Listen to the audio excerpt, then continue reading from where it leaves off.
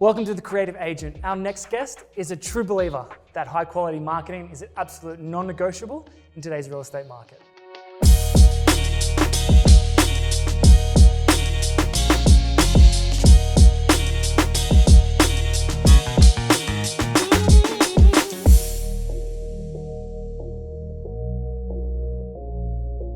All right, so here with Evan Williams, Associate Director at TRG.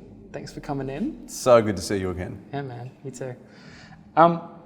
It's been like almost a year now at the Rubenstein Group. I'm switching over from Double Bay, and you know I got so much love for Gavin and the team there, and it seems like it's one of those offices where we're going to be talking about some personal branding for agents and things like that, and the core group there are really this bunch of like authentic personalities and characters there that are really different and unique. And I think that uniqueness is something that I don't see in a lot of other agencies. How important was that for you going over, do you think? It was very important. You can't emulate what has been put together in the TRG group over the last 4 or 5 years. But what I'm noticing at the moment is that TRG is expanding and adapting to the general camouflage that you see in the real estate industry, which is your one-stop shop. Everyone's wearing the same suits, doing the same things. It's much more of a family atmosphere now. Yeah. And I think that was important for Gav too. Yeah, awesome. Because one of my favorite things always about you is there's this genuine personality, authentic, like Evan being Evan, and who gives a fuck about anything else. So I guess, how conscious of you are you in terms of your marketing and content that comes across? I think super conscious and acutely aware of the fact that I'm not going to change. Mm-hmm. And I think there's a terrific book that John McGrath wrote that I read when I was a younger guy called You Inc. I've still got it. Yeah. I was reminded of it the other day by one of my colleagues, and it's about you as the individual that creates the brand. Mm-hmm. And I think, for me, my brand is only growing at the same rate that I am as an individual. Yep. So my son just turned 15, for example, and I'm 36. He was my 21st birthday present, and I can't believe it's been 15 years. Wow. And I spent so long sort of trying to be an older parent and having the slick back haircut to look older, and now I'm trying to look a bit younger, being 36. I know what that feels like. Yeah, awesome. Do you think that agencies now are getting better at assisting and nurturing that individual brand within an agency, or is it still a little bit, I still feel like there's a bit of fear in terms of not letting kind of individual guys shine to an extent? Yeah, that's a really good question. I think people in general want to march to the beat of the drum of the agency. Mm-hmm. And I think one of the things that attracted me to move sideways into a brand that was already a brand, because I love Ray White. Ray White's fantastic, and for me that's been the birth of my selling sales career. It still allowed that contemporary movement and that freedom to move inside the brand. Mm-hmm. That doesn't really answer your question. Mm-hmm. I do think that people are worried of adapting to change and or being themselves. Mm-hmm. I think they're two very different things. But I also think that the older you get, the wiser you get, the more you care less about what anyone else thinks, sure. Which means that authenticity shines through even more. Yeah.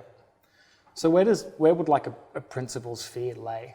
Like if someone's starting out in real estate and they're looking at your stuff and your successes and they're like, okay, I want to go all in. I want to show my family. I want to show the properties I do and celebrate those wins and things like that. But a principal's kind of like, not putting pressure on them to do it. What's the fear there, do you think?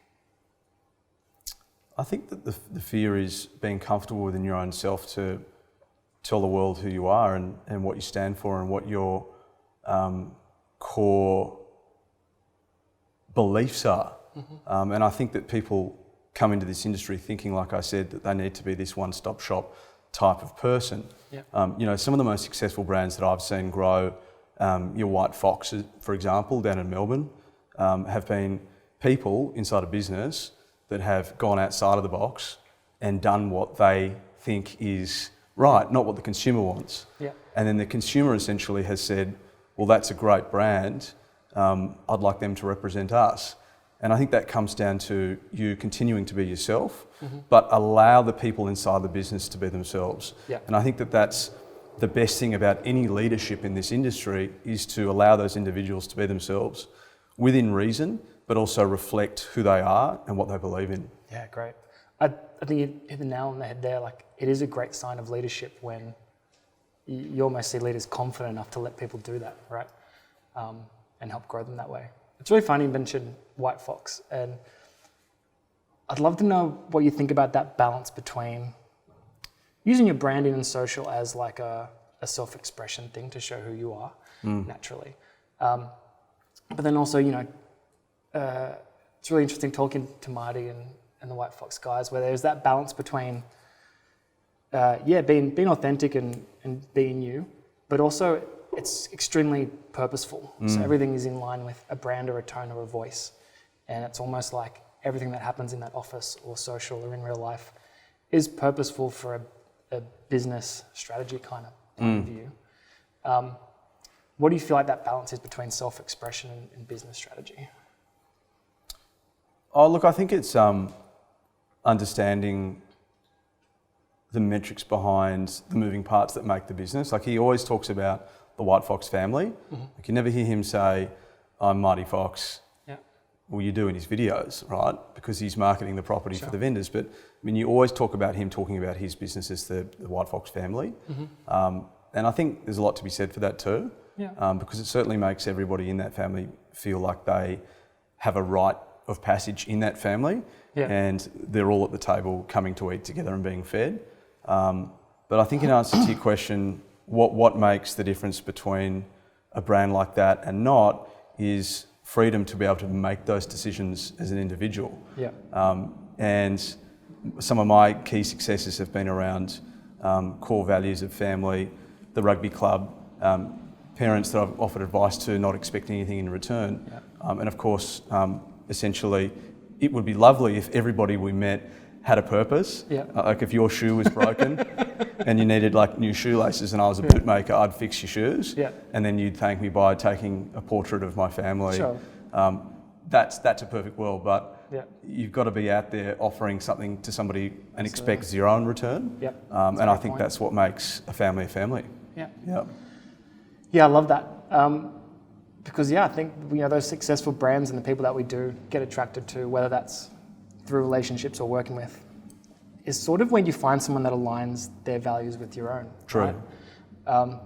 So I think, social or branding or however you want to kind of coin it, it's really just showing your values, right? 100%. And I think that's what connects people. Like, have you found that, you may have won business or won relationships based off values you've put out there? 100%. I think, when you talk about someone's success and you know how they're going, or you look at how much money they're making, that's the first thing that people kind of critique you for. But I notice that when I meet another agent and they ask you about someone else in your firm or theirs, there's always a common thread.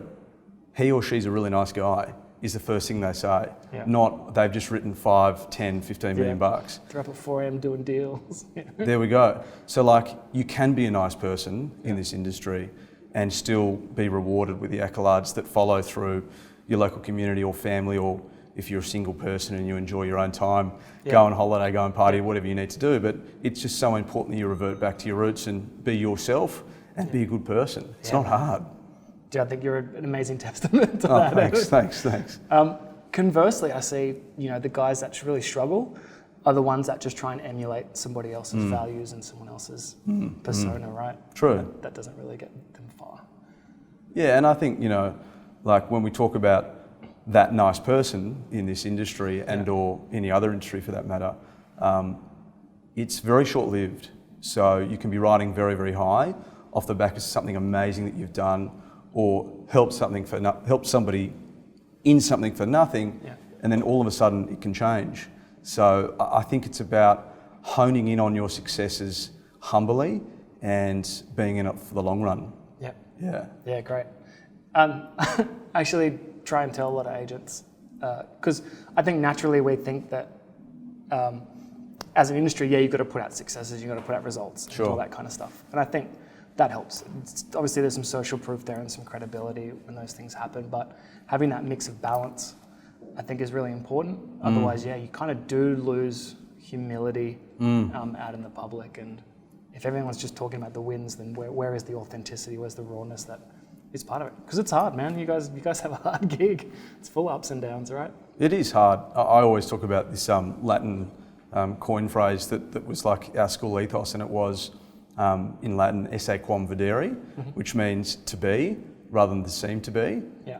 And like I didn't really kind of know what that meant growing up as a kid, but as I've become older and wiser and had my own children and my own family and my wife's business running concurrently with my business, and we're both busy and time poor, I can actually understand what that means now. And that is to go to bed and know you've done a good job and be humble, wake up, repeat. Yeah. And if my kids can take half of that from me, I'm a very happy man. Yes, awesome. Making sure that there's a congruency in your life versus who you are inside, right? Definitely. Super important. It's a good way of putting it. Awesome. I want to kind of shift to a bit more practical stuff. You've always been a big champion for video, long before the industry kind of uptake on it, even when we had to do it covertly. Where do you find the value in it? So, video, for me, it tells a story. It's so important.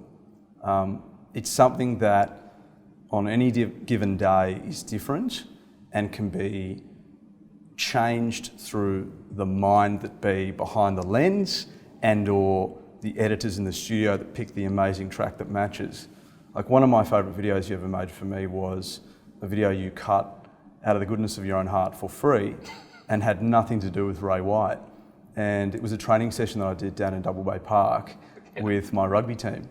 And I kind of put it up at the end of the season and it had a lot of views, a couple of thousand views, whatever it was. And it showed the team having fun and winning. And awesome. I loved that because it kind of showed a little bit more about winning, success, family, something that I love to do outside of work, but also just came across really well, not having any necessary brand coined and stamped against it. And I still watch that sometimes. Awesome. And wish I could go back and train that team. That's so good to hear. Yeah, I think that it works a lot. Yeah, the visuals have a power to inspire an emotion that's way better than if you just said, "Hi, my name's Evan and I coach my son's football team and we win," and definitely. Yeah, cool. I asked because genuinely, we're still trying to figure out in terms of, what video can be for everybody, for the agents, to whether showcase values like we spoke about, or have a teaser as a property to get people in, or how it's used is really interesting to me. So I think one of the things that I get comments about all the time is your presenting style and eloquence and outrageous confidence. I'm going to say a lot of that came from your performance background. What did you kind of bring from there to the world of video presenting? It's a really good question. Like I always tell people that when you're behind a camera, it's like a performance, and you've only got one shot. Yeah. So when you're delivering a line in theatre or music or drama or whatever it is, you have to make sure that it comes out the right way. Yeah. And what that means is you're having a conversation, sometimes by yourself when no one else is around. So it has to be authentic.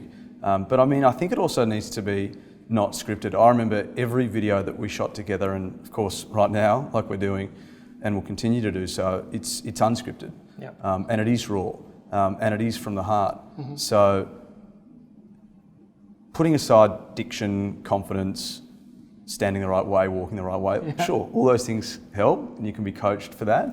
But it has to be a conversation with the lens. Yeah, I agree. I feel like people when they've got a camera in front of them, they worry about all the people looking at it. When I think, if you're just talking to that one person behind the camera, and I imagine that again, going back to who you are on video versus in person. When you're meeting people at open homes and auctions and things, like you're the same guy, I'm guessing, that's doing the presenting, that's doing the walkthrough and things like that. And that's super important as well, because, and I would suggest to any agent that, if they're nervous or they're not that guy on camera that they are in real life, then don't do it, because it kind of loses credibility and that's so true. To understand. So, awesome. One of my favorite videos you've done that we didn't do was the little, when all the pandemic hit, your selfie video walkthrough through an apartment. Oh, yes. I forget what it was, but it was shared on like the Ray White head page. Yes. And that was the best one of those I feel I saw, purely again for that conversational thing. How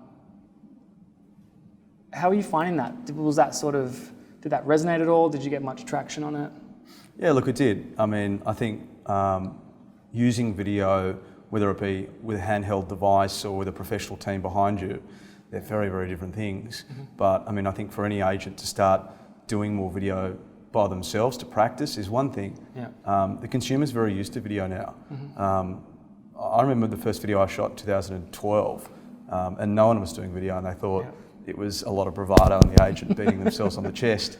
And look, maybe it was, because you've still got the rite of passage there to show who you are as a person and run concurrently with the property. But I still feel like video, it's got a long way to go. The consumer likes a lot more of it now. Our attention span is probably less than it used to be. Yeah. You pulled me up on that a few years ago, and you were like, this is even before the Instagram stories, and you were like, it has to be under 60 seconds. And I was like, no, but I want to show this and I want to say that. And you were like, Evan, less is more. Yeah. And you were right, less is more. And I think the consumer's going to become more used to everything being video, not just your traditional still photography and or print media marketing. There's a place for it, but for me, video takes the gold medal. Yeah. Yeah, awesome. Do you still find a little bit of cynicism in the market when you're kind of doing a listing presentation, or, are there other people in the market? Because in the eastern suburbs, it's still a very traditional medium, I guess, maybe a bit of an older demographic. What's that? Is there any pushback? There is pushback, not by many, but by a few. And I would say to any agent that's got pushback from the consumer not wanting to actually pay for the product, which be video, which is just crucial, and it's a non-negotiable, pull up some of your successes, show them some of the videos that you've cut that are fabulous, that have had multiple views, that you've sold for a great price. Because I mean, that's the best way to reflect that it actually works. And I think a lot of people that say it doesn't work, they're trying to cut corners. And I know for a fact that, if I go to the dentist, I don't tell them how to clean my teeth, right? I just let them do it. And I pay for the extra fluoride or whatever they put in your mouth when you need it. And that's pretty much how I'd sell it and do sell it. Yeah. Awesome. Cool. What are you planning, I guess, next in terms of marketing or social? Do you think there's any new opportunities for the industry to kind of reach for? It's a really good question. We've still got a long way to go. I think there's got to be only a small handful of people, in my professional opinion, that are doing it that are different, that I actually enjoy watching. Yeah. And some of the things I look for are the attention to detail, the music. I get lost in the actual whole process when I'm out there in front of the camera, because you think that you're pointing out the bibs and bobs that need to be at the forefront of marketing that product. But the best people that are doing it right now, they're not necessarily selling. I'll start that again. The best people that are doing it right now, you don't feel like they're selling you anything. Yeah. Right? It's entertainment. Yeah. And for me, that's what I want to continue to be able to do. Great. Entertain. Awesome. I love that. I think there's definitely room for it, like you said. Yeah. The guys that are going to be different, the ones that are going to entertain and lead, are the ones that are going to bring the industry forward, right? I think so. I always say to vendors in a pitch too, I say, look, Mr. and Mrs. Vendor, the most important day in the whole campaign is the day that we collect the marketing. And I'll tell you why. If we get that right on the day, I can tell you that when my wife and I are looking for property, and she's not an agent, but she's in weddings and florals and she's very visual, she's lying in bed and she's looking at the iPad, at the pictures, at the marketing, at the video, right? So like so much of what we do on that day sets us up for a successful campaign. So I would strongly suggest that you do go with this package, which includes a premium video, because it's our non-negotiable and it will help sell the property. I love that. Yeah, that's awesome advice. My favorite thing about that is that you sold the power of storytelling through telling a story about your life in bed. Yeah. It's identical. It's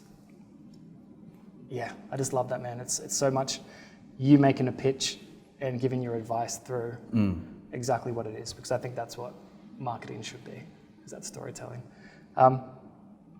Cool. Evan, it's amazing. I think there are heaps of takeaways there for agents, obviously being different and authentic. I think that, like yourself, it's possible to be a nice, genuine dude and kick ass in the industry. So it's very kind of you to say, and it's been great chatting to you guys again today, and I look forward to our relationship in the future. Awesome, man. Thanks, man. Thank you.